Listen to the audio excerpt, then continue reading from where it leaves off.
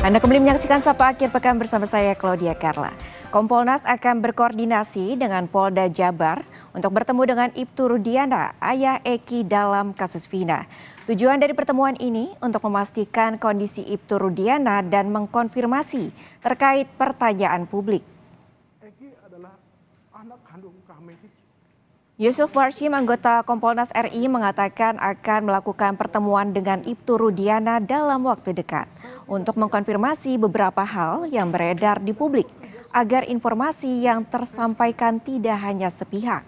Yusuf juga menambahkan, Ibtu Rudiana masih sering merasa sedih jika ada pertanyaan terkait almarhum putranya Eki. Eki adalah anak kandung kami yang mana menjadi korban daripada kelompok-kelompok Jabar, Propam, ya kita berkoordinasi sekiranya bisa Kompolnas bertemu ya apakah itu di Polda ataupun di Cirebon. Artinya pertemuan tetap kita dalam koordinasi dengan Polda Jabar.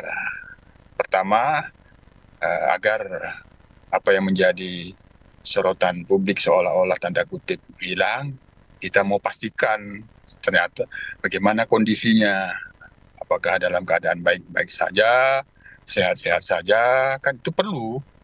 Namanya kita Kompolnas berfungsi sebagai pengawas terhadap kinerja dan integritas anggota dan pejabat Polri.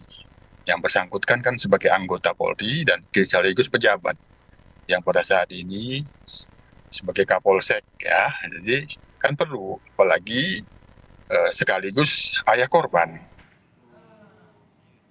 5 hari bebas dari tahanan, sejumlah barang milik Peggy masih disita penyidik Polda Jabar. Peggy meminta Polda Jabar mengembalikan motor dan ponsel miliknya. Menurut Peggy, ponsel yang masih disita Polda Jabar merupakan telepon genggam yang terhubung dengan aplikasi media sosialnya seperti Facebook dan Instagram. Selain itu, motor miliknya disita polisi sejak 8 tahun silam dan belum dikembalikan.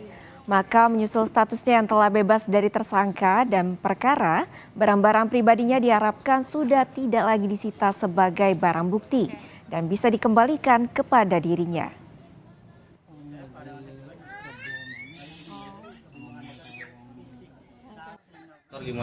Nah, motor itu saya serahkan lagi kepada tim kuasa hukum, bagaimana itu. Pokoknya kan mau dibawa ke sini nih, gimana? Ya saya kembali lagi serahkan sama yang kuasa hukum.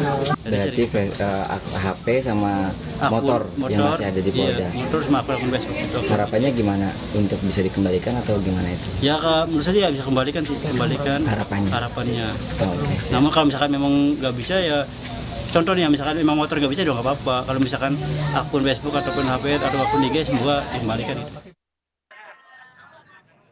Penasihat Ahli Kapolri Arianto Sutadi memastikan ada celah bagi polisi untuk menetapkan Peggy sebagai tersangka.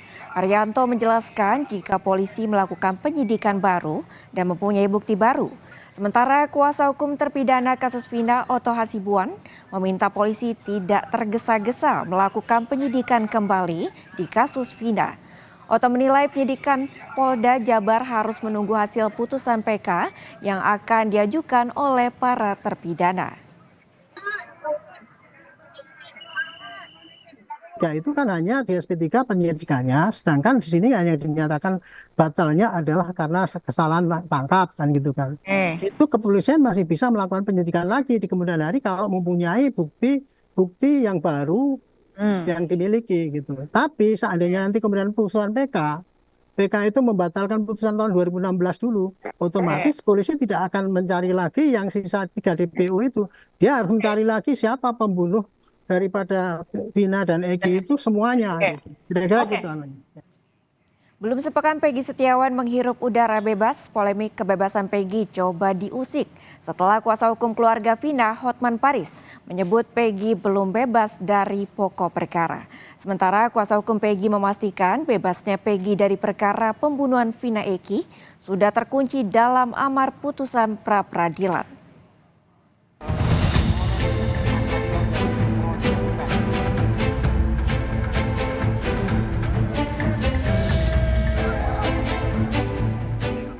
adalah Hotman Paris Hutapea, kuasa hukum keluarga Vina, yang pertama kali menyebut Peggy Setiawan masih berpeluang ditahan lagi usai bebas dari tahanan pada 8 Juli lalu. Menurut Hotman, ada celah yang bisa membuat Peggy bisa ditahan dan menjadi tersangka dalam kasus pembunuhan Vina. Memang benar Peggy bebas, tapi bebasnya itu bebas perkara pra-peradilan.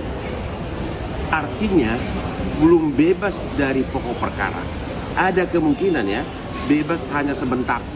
Habis itu penyidik mulai lagi dengan mengikuti prosedur yang benar. Kemungkinan kedua bisa-bisa pimpinan Polri mengatakan ya udah kasus ini nggak usah dilanjutin, bisa jadi.